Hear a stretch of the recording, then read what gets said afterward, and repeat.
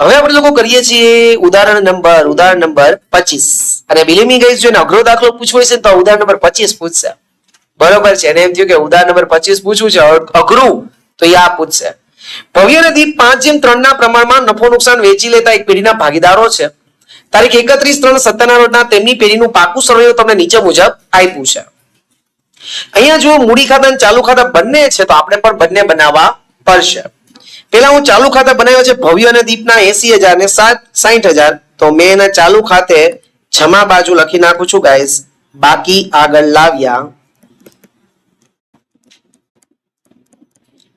ભવ્યમાં છે 80,000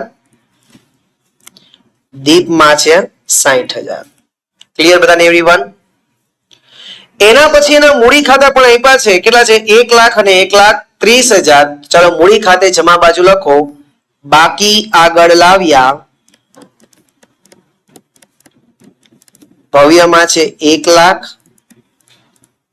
અને દીપમાં છે 1,30,000 અહીંયા સુધી કોઈને કઈ વાંધો હોય તો કયો મને એવરીવન નહીં એના પછી રોકડ અને બેંકની બાકી આપી છે કેટલા રૂપિયા છે 40,000 તો રોકડ અને બેંકમાં ઉધાર બાજુ લખો ગાઈસ બાકી આગળ લાવ્યા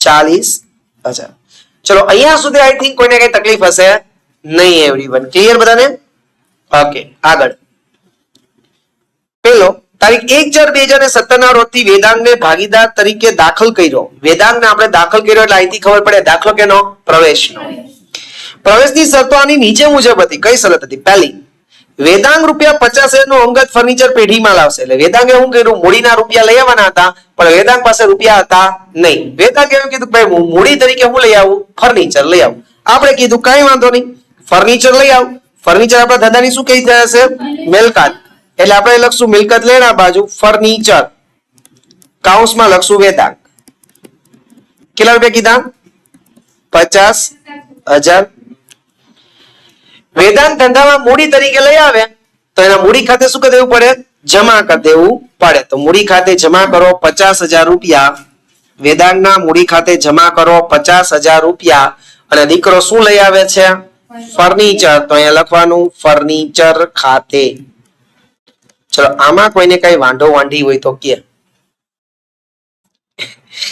થયું પહેલો વાલો ક્લિયર બધાને એવરીવન બીજો વાલો લેણદારોમાં ₹40,000 વેદાંગને ચૂકવવાના હતા જે તેના ક્યાં લઈ જવાના મૂડી ખાતે એટલે લેણદાર ટોટલ હતા એમાં 40,000 તો આપણે કોને દેવાના હતા વેદાંગને દેવાના હતા તો વેદાંગે કીધું ભાઈ મારે એ રૂપિયા જોતા નથી ટોટલ 80,000 ના લેણદારો છે એટલે મૂડી દેવા બાજુ જ્યાં હતા ત્યાં ને ત્યાં જ આવી જાવ ટોટલ લેણદારો આપણી પાસે કેટલાના છે 80,000 ના એમાંથી 40,000 વેદાંગને દેવાના હતા એટલે વેદાંગે કીધું ભાઈ મારે 40,000 રૂપિયા જોતા નથી ઈ તમે મારે ક્યાં લઈ જાઓ મૂડીમાં લઈ જાઓ એટલે અહીંયા લખવાનું વેદાંગની મૂડી કેટલા રૂપિયા ગાઈસ 40,000 એટલે બહાર કાઢો કેટલા 40,000 એને એમ કીધું કે મારી મૂડીમાં લઈ જાઓ તો મૂડીમાં લખી નાખવાના તો મૂડી ખાતે જમા બાજુ 40,000 રૂપિયા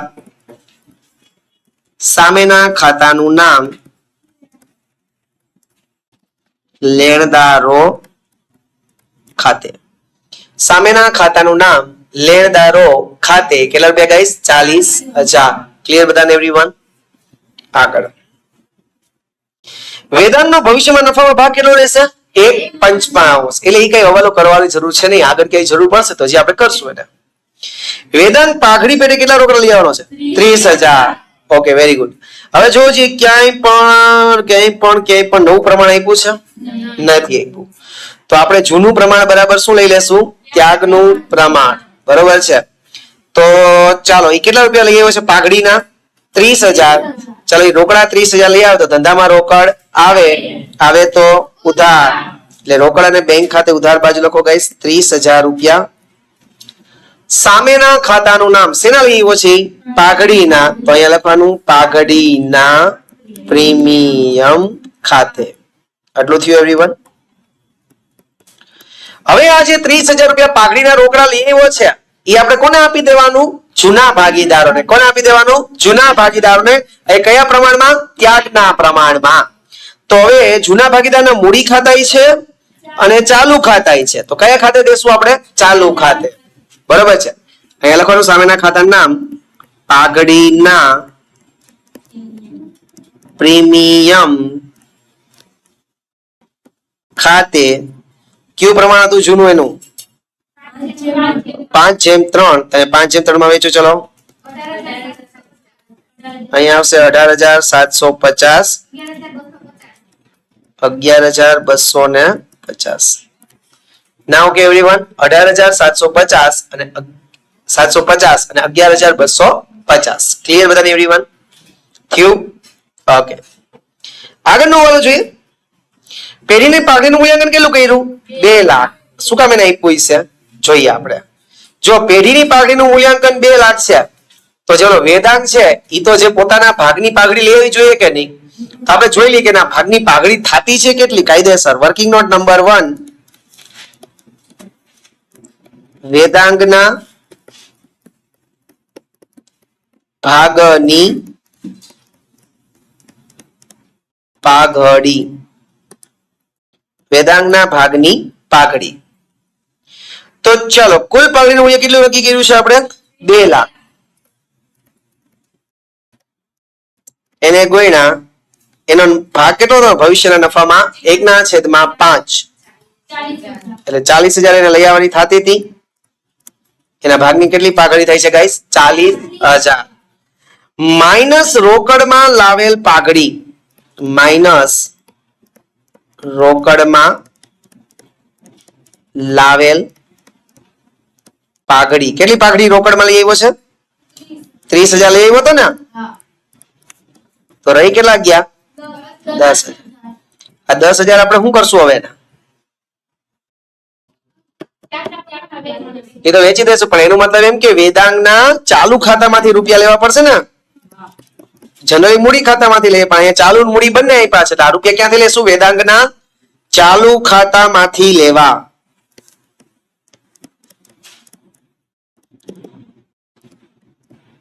$10,000 નથી લેવો તો આપણે એના રૂપિયા ક્યાંથી લઈ લેશું? ચાલુ ખાતામાંથી લઈ લેશું. તો આમ નોંધ કરવી હોય તો વેદાંગના, વેદાંત ક્યાં છે? વેદાંગના મૂડીના ચાલુ ખાતે ઉધાર 10,000.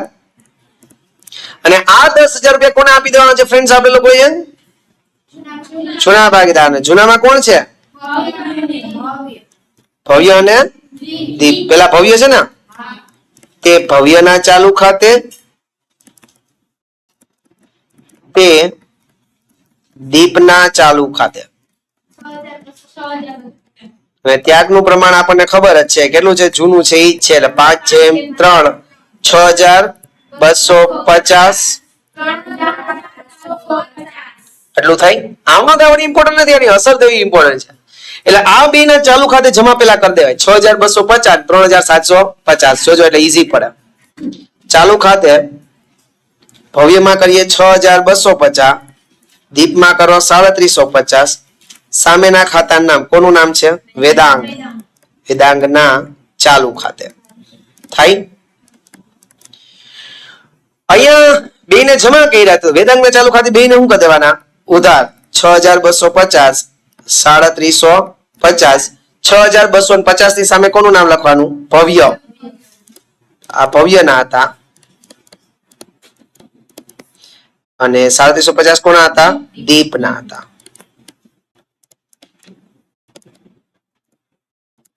આવડ્યું બધાને ફ્રેન્ડ્સ? રિયલી સમજાણું? કન્ફર્મ? શ્યોર ને? ઓકે.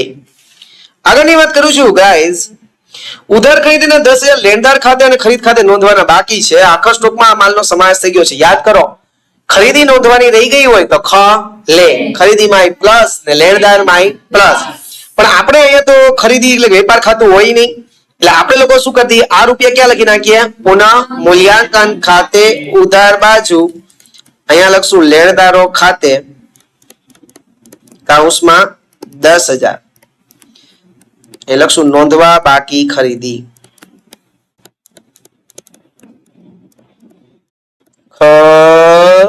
લે લે એટલે કે લેણદાર. લેણદાર મેં 40,000 બહાર કાઢ નાખ્યા, એને અંદર મૂકી દો પાછા.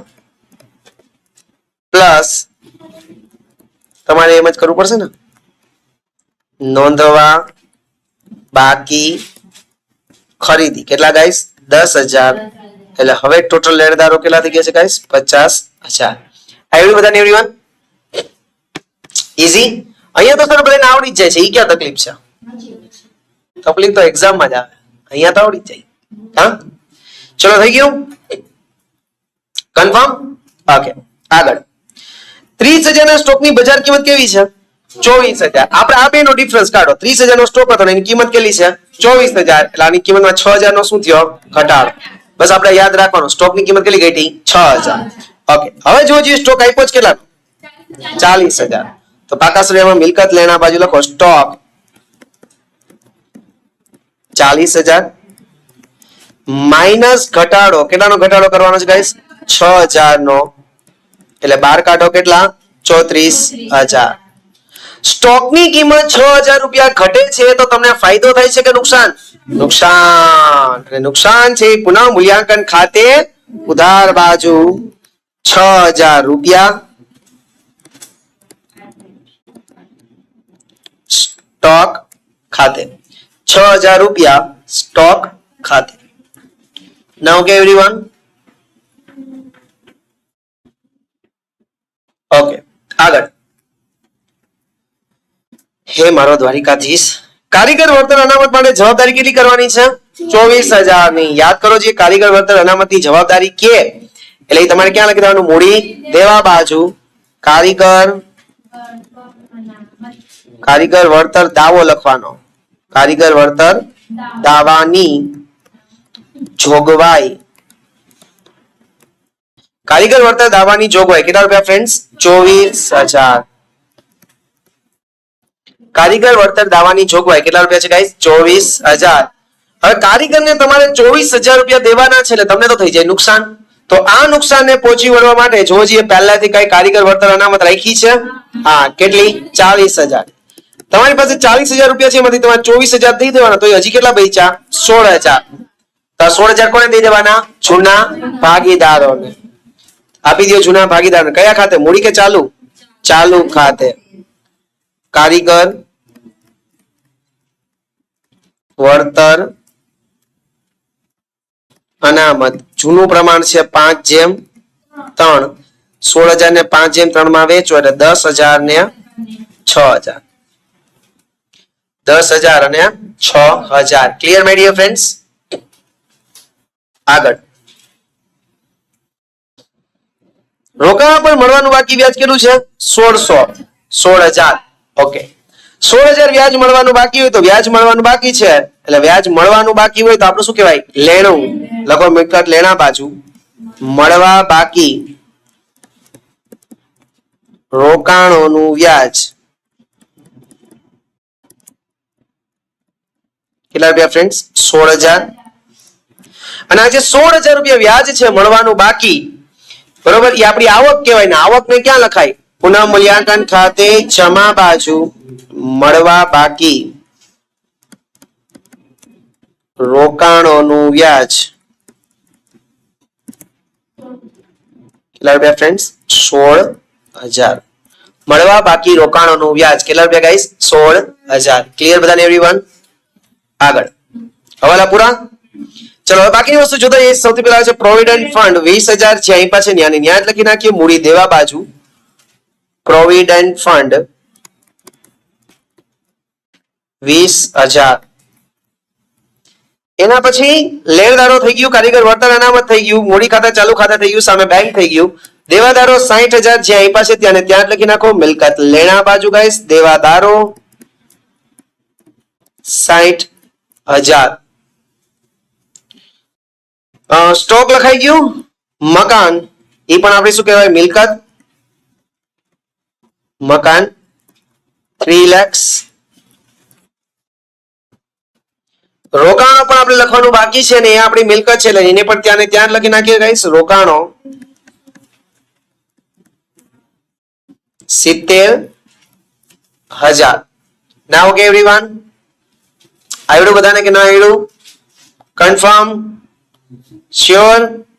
ઓકે, ચલો બંધ કરીએ બધા ખાતા.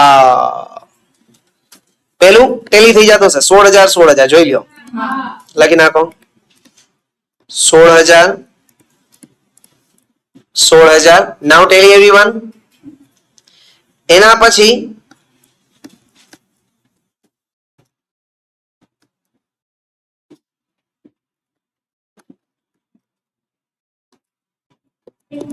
ચલો જમા બાજુ ટોટલ કરો 1 લાખ શ્યોર ના 1,15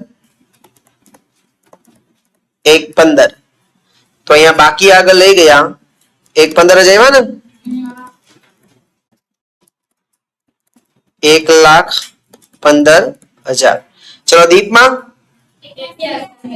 81,000 અહીંયા 81,000 લખું અહીંયા બાકી આગળ લઈ ગયા એમાં કેટલા આવશે ગાઈસ 81,000 આ વખતે જો વેદાંગ નું ઉધાર છે ને કેટલા 10,000 તો એ ઉધારના 10,000 ત્યાં લખી નાખો અને ઈ જ 10,000 ને પાછું જમા બાજુ લખો અને અહીંયા જમા બાજુ ઘટે છે 10,000 સામેના ખાતાનું નામ શું લખશું બાકી આગળ લઈ ગયા ક્લિયર માય ડિયર ફ્રેન્ડ્સ બધાને હવે બધાની બીજી અસર આપી બરોબર છે જો આની બાકી આગળ લઈ ગયા છે એ આપણે મૂડી દેવા બાજુ લખશું બરોબર પાકા સમયમાં મૂડી દેવા બાજુ લખો મૂડી સોરી લખો ચાલુ ખાતા છે ને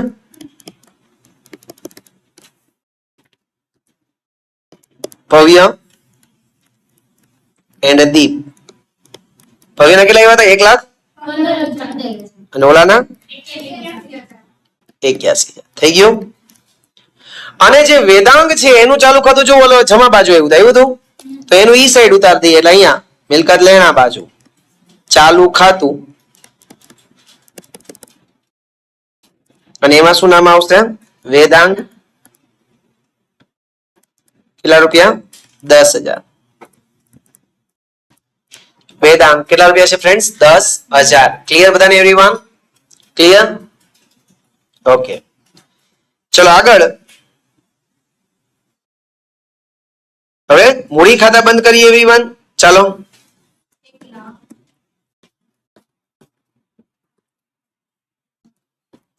અહીંયા 1 લાખ અહીંયા 1,30,000 અહીંયા 90,000 અહીંયા પાછળ લખી નાખો 1 લાખ 1,30,000 90,000 અહીંયા લખો બાકી આગળ લઈ ગયા 1 લાખ 1,30,000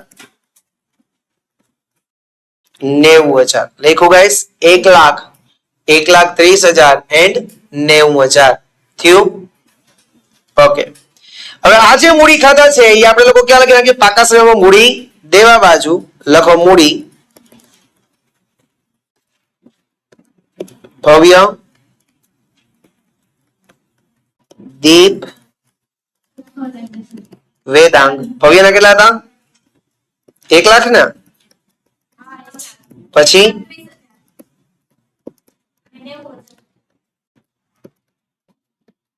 ક્લિયર એવરીવન ચલો હવે શું આપણે લખવાનું છે રોકડ અથવા બેંક ખાતું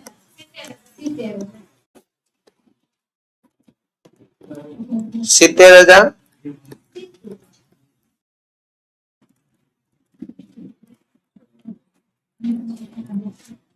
લખશું બાકી આગળ લઈ ગયા થયું આ રોકડ અને બેંક આપણે ક્યાં લખશું ગાઈસ મિલકત લેણા બાજુ લખજો રોકડ અથવા બેંક ખાતે કેટલા રૂપિયા 70,000 નાવ ઓકે એવરીવન નાવ ટોટલ કરો બધા 6 લાખ 6,10,000 6,10,000 આઈ હોપ સો કે બધાને આવડ્યું ગાઈસ આવડ્યું ટોટલ કરતા આવડે ને બધાને આવડ્યું કે જય દ્વારકાધીશ ફાવવા માંડ્યું ને ઓકે ચલો હવે નેક્સ્ટ વિડિયો લેક્ચરમાં નેક્સ્ટ દાખલો